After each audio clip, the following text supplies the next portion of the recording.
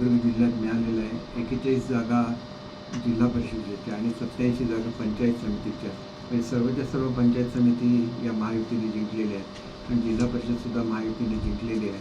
आज खरं तर एकनाथ शिंदे साहेबांचा वाढदिवस आहे. खऱ्या अर्थाने एक वाढदिवसाची चांगली भेट ही सिंधुदुर्ग जिल्ह्याने त्यांना दिलेली आहे असं मला वाटतं.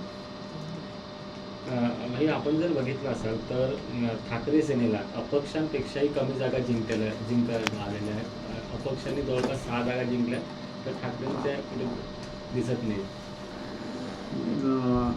याचं निवडणुकीचं सगळं ॲनालिसिस नंतरच्या काळामध्ये होईल, परंतु एकंदरीतच खरी शिवसेना कोणती याचं उत्तर या निवडणुकीने दिलेलं आहे. आणि त्याच्यामुळे खरी शिवसेना ही आदरणीय एकनाथ शिंदे साहेबांच्याच नेतेपदाखाली असलेली शिवसेना ही खरी शिवसेना आहे. हे पुन्हा एकदा निवडणुकीमध्ये निर्विवादपणे सिद्ध झालेलं आहे. तुमच्या मतदारसंघाचा विचार केला तर या भागात मोठ्या प्रमाणात अपक्ष विजय झालेत. काय कारण आहेत अपक्ष विजय होण्याची? या कारणांची मीमांसा करायला लागेल, कारण आता काही बोलणं चांगल्या विजयाच्या क्षणी हे यावेळेला योग्य होणार नाही.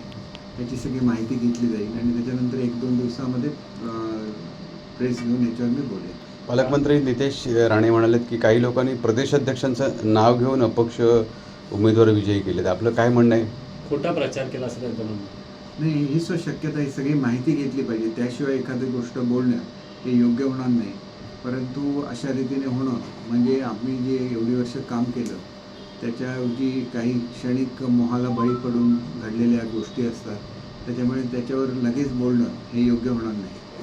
भाई आपण जर बघितलं असेल तर संपूर्ण राज्यात महायुतीचा दबदबा बघायला मिळतोय. देवेंद्र फडणवीस असतील किंवा एकनाथ शिंदे यांच्यावर जनतेने विश्वास ठेवल्याचं बघायला मिळतं. निश्चितपणे त्याच्याचबरोबर अजितदादांच्या राष्ट्रवादीवर सुद्धा मोठ्या प्रमाणात लोकांनी विश्वास ठेवलेला आहे.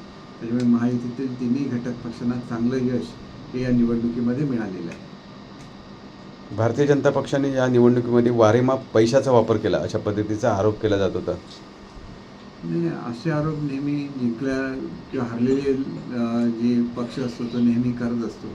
त्याच्यामध्ये काही तथ्य असेल असं मला स्वतःला वाटत नाही.